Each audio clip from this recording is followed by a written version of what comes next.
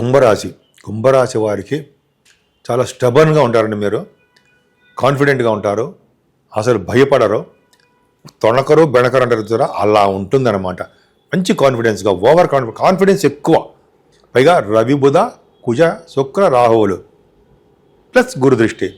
రవి కుజ రాహువులే మీ రాశిలో ఉన్నారంటే అమితమైన ధైర్యవంతులుగా మీరు ఉంటారు. ఎదుటి వాళ్ళకి సలహాలు ఇచ్చే తత్వంలో ఉంటారు. ప్రతి పనులను ముందంజలో ఉంటారు. పైగా మీరు ఎంబీబీఎస్ రాసిన మెడిసిన్ సంబంధించిన విద్యలో మీకు బాగా రాణించడానికి అవకాశాలు ఎక్కువ ఉన్నాయి మీకు. అంతేకాకుండా మీ రవి బుధుల వలన ఫైనాన్స్ విద్య, అలాగే స్పోర్ట్స్ రంగంలో మీరు బాగా రాణించడము, ప్రతి పనిలోనూ కూడా మీరు నిబద్ధతతో రాణించడము, న్యాయంగా ధర్మబద్ధంగా ఉండడానికి అవకాశాలు ఎక్కువ ఉన్నాయి. కుంభరాశి వాళ్ళకి తొడకర బెణకర అంటారు చూసారా, ఎందుకంటే వాళ్ళు స్థిరమైన కోరికలు, స్థిరమైన స్వభావం, స్థిరమైన ఆలోచనలతో వాళ్ళు ముందుకు వెళ్ళిపోతుంటారు. అందుకనే వాళ్ళు సివిల్ సర్వీసెస్లో డిప్యూటీ కలెక్టర్స్ గాను పోలీస్ ఆఫీసర్స్ గాను పెద్ద పెద్ద పొజిషన్లో ఉంటారు చూసారా, వాళ్ళందరూ కుంభరాశిలో కాంబినేషన్ వలన వాళ్ళకు ఉంటారు. ఎక్కువ కాన్ఫిడెన్స్ ఉంటుంది, కాన్ఫిడెన్స్ ఎక్కువ ఉంటుంది. మిలిటరీ అంటాగా వాళ్ళందరూ కుంభరాశిలో ఈ 5 గ్రహాల కాంబినేషన్ గురుడు వలన వాళ్ళకి మంచి జరుగుతుంది.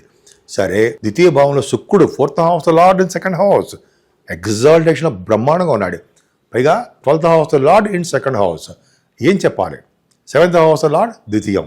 ఏంటంటే ఇక్కడ మీకు ఫారిన్ అవకాశాలు ఎక్కువ ఉన్నాయి అని చెప్తాం. అంటే పైగా ఖర్చులు కూడా అధికంగా ఉన్నాయి. రవి ద్వితీయంలో శుక్రుడితో కలిసినాడు కాబట్టి ఫైనాన్షియల్గా ఎప్పుడు ఏమాత్రం ఇబ్బంది పడరు. కుటుంబంలో సఖ్యత ఉంటుంది.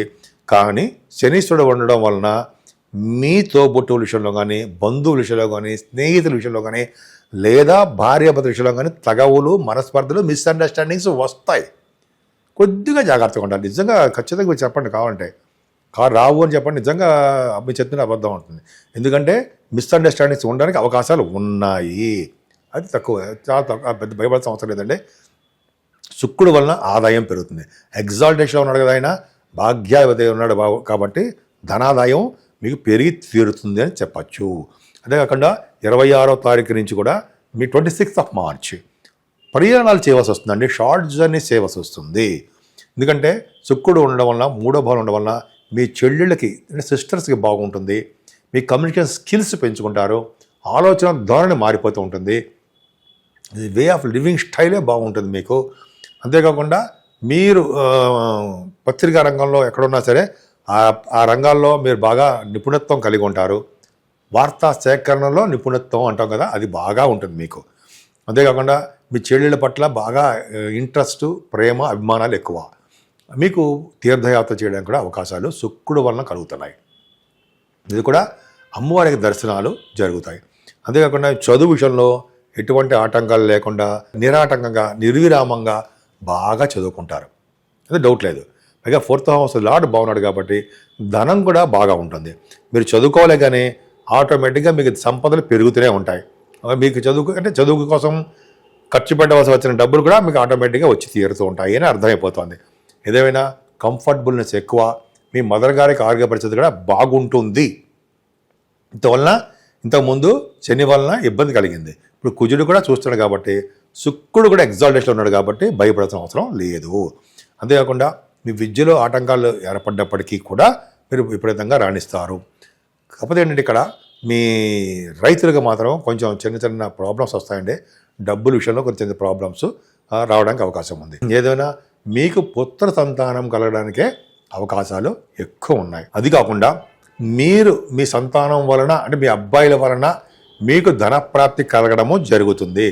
మీ అబ్బాయిలు ఎందుకు అంటున్నాము, అమ్మాయిలు ఎందుకు అంటలేదు అంటే, గురుడు వలన అబ్బాయిలు అనవాల్సి వస్తుందంటే, మీ సన్స్ వాళ్ళ వలన మీకు ధనప్రాప్తి, వాళ్ళే మిమ్మల్ని చూసుకునే యోగము, మీకు అనుక్షణము కంటికి రెప్పలా కాపాడే శక్తి మీ కుమారులకు ఉంటుంది. మీ జాతకం వలన, మీ కుంభరాశి వారి వలన మీ అబ్బాయిలకి, మీ సంతానానికి కూడా డెవలప్మెంట్స్ ఉంటాయి. అంటే సపోజ్ వాళ్ళకి ఉద్యోగం లేదనుకోండి, ఉద్యోగం రావడము, పెళ్ళిళ్ళు కావట్లా, పెళ్ళిళ్ళు అవ్వడము, ఉదాహరణ చెప్తానుంటాయి. అలాగా ఒకదాని మించింది ఒకటిగా మీరు మీ అబ్బాయిలకి బాగా జరుగుతుంది. అంటే మీ జాతక ప్రకారము మీ అబ్బాయిలు సేఫ్, వాళ్ళకి చాలా అభివృద్ధికరంగా ఉంటుంది అని ఖచ్చితంగా చెప్పచ్చు. ఉద్యోగం లేదురా బాబోయ్ అని అనుకోరు, వాళ్ళు ఉద్యోగాలు కూడా వచ్చి తీరుతాయి. అంతేకాకుండా మీరు సాహిత్య రంగంలో, కళారంగంలో కూడా మీరు బాగా నిష్ణాతులు. కొంతమంది బాగా సక్సెస్ అవుతారండి. అంటే అవకాశాలు మిమ్మల్ని వెతుక్కుంటూ వస్తాయి గురుడు ప్రభావం వలన. అంతేకాకుండా కళారంగంలో సంగీతం కానీ, నృత్య కళాకారులు కానీ ఉంటారు కదా, వాళ్ళకి బాగుంటుంది. సినిమాలో డైరెక్టర్సు, ప్రొడ్యూసర్సు, యాక్టర్సు, కళారంగం బాగా డెవలప్ అవుతుందండి. పైగా మీకు టెలివిజన్ రంగంలో కూడా మంచి అభిరుచి కలిగి ఉంటారు. అలాగే స్టాక్ మార్కెట్లో కూడా ధనాదాయం బాగుంటుంది. మీలో చాలామంది ఏం చేస్తారంటే ధర్మకార్యాలు, శుభకార్యాలు, ఎదుటివాడు హెల్ప్ చేసే తత్వాలు, అలాగే మీకు బాగా జనాలు పోషించే తత్వము, మాట నేర్పడతనము, ఇవన్నీ మీకు బాగా వచ్చు. సరే, మీకు మీరే సాటి అన్నట్టుగా బ్రహ్మాండంగా ఉంటారు. అంతేకాకుండా కుంభరాశి వారికి 7వ స్థానంలో కేతు తప్పు.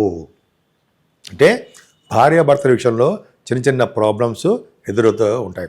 7వ ద్వితీయంలో ఉన్నాడు, అది కూడా తప్పు. కానీ భార్యాభర్తల ద్వారా, అంటే భర్త ద్వారా భార్యకి, భార్య ద్వారా భర్తకి సంపదలు కలుగుతాయి, అదృష్టం కలుగుతుంది. అంతేకాకుండా మీరు చేస్తున్నటువంటి బిజినెస్లో బాగా రాణించడానికి అవకాశం ఉంది. 7వ 15వ తారీఖు నుంచి మీకు ద్వితీయ భావంలో రవి వలన అదొకటి. అది ముఖ్యంగా కేతు ప్రభావం వలన వివాహాది వేడుకలు, వివాహాలు జరగకపోవడాలు, భార్యాభర్తల కలయిక తక్కువ అవడాలు, అంటే కలయిక అంటే కలిసి ఉండడం అనేది లేకపోవడాలు జరుగుతూ ఉంటాయి.